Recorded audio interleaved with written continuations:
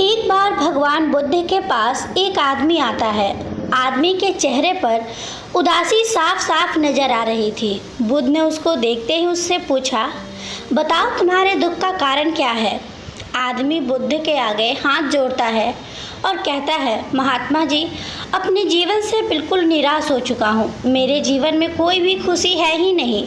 जो सोचता हूँ वो कभी होता ही नहीं है। पढ़ाई कर रहा था तब सोचता था कि अच्छे से पढ़ाई करूँगा तो अच्छी नौकरी मिलेगी और ज़्यादा पैसे कमाकर माँ बाप के लिए एक घोड़ा गाड़ी खरीद लूँगा।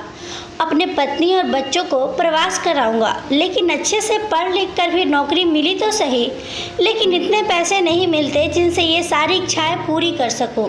जैसे तैसे सिर्फ खाने पीने का इंतजाम हो पाता है।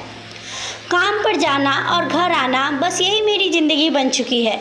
आदमी की बातें सुनकर बुद्ध उसको पास के एक बगीचे के नज़दीक लेकर गए। बुद्ध ने उस आदमी से कहा कि मैं तुम्हारी सारी समस्याओं का हल बता दूंगा, लेकिन उसके लिए तुम्हें मेरा एक कहा मानना होगा। आदमी ने कहा वो हर बात मानेगा। तथागत उसे एक पास के फूलों के बगीचे के पास लेकर गए। बुद्ध ने आदमी से कहा कि तुम इस बगीचे में जाओ और तुम्हें जो सबसे सुंदर फूल नजर आए उसे मेरे लिए तोड़कर ले आओ। बस एक बात ध्यान में रखना कि तुमको बिल्कुल सीधे चलते हुए फूलों को देखना है और जो फूल सुंदर लगे उसे चुन कर लाना है। एक बार जिस फूल के आगे तुम निकल गए उसे तुम पीछे मुड़कर नहीं तोड़ सकते। आदमी बुद्ध की बात ध्यान से समझने के बाद बगीचे में गया। आदमी को बगीचे में प्रवेश करते ही कई सारे सुंदर फूल दिखाई दिए, लेकिन आदमी ने उनमें से एक भी फूल नहीं तोड़ा, क्योंकि उसे विचार आया कि हो सकता है आगे इनसे भी ज़्यादा सुंदर फूल मिले। अधिक सुंदर फूल की आशा में आदमी बगीचे के अंतिम छोर तक पहुंच गया। अब हालत यह थी कि बगीचे के अंतिम छोर पर कुछ फूल तो थे, लेकिन सारे सूखे हुए थे। आदमी को काफी पछतावा हुआ कि उसने पहले ही कोई सुंदर फूल क्यों नहीं तोड़ लिया। उस आदमी के पास अब सूखे हुए फूल में से फूल तोड़ने के अलावा कोई रास्ता नहीं बचा था। उसने एक सूखा फूल तोड़ा और बुद्ध के पास वापस लौटा। बुद्ध ने सूखे हुए फूल को देखकर उस आदमी से पूछा, बगीचे में इतने सारे सुंदर फूलों में फिर तुम ये सूखा फूल क्यों तोड़ लाए।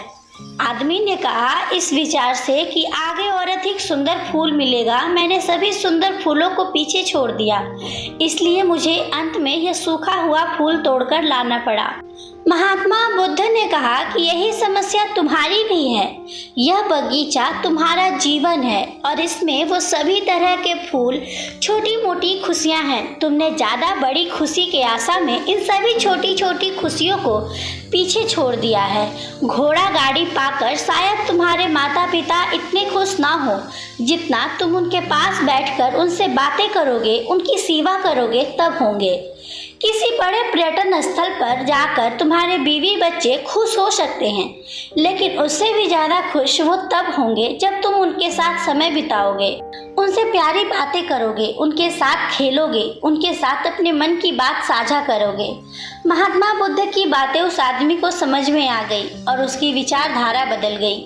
वो अपने उसी पुराने जीवन में खुश रहने लगा जिससे वह पहले दुखी रहा करता था। दोस्तों, यही तो हम भी अपने जीवन में करते हैं। हमारे पास जो है उसका महत्व नहीं समझते और फिर कुछ और ज़्यादा पाने की आस में जो है उसका भी आनंद या सुख लेना भूल जाते हैं। और जब समय बीत जाता है तो हमें लगता है कि हमारे जीवन में कभी सुख या खुशियाँ आई ही नहीं।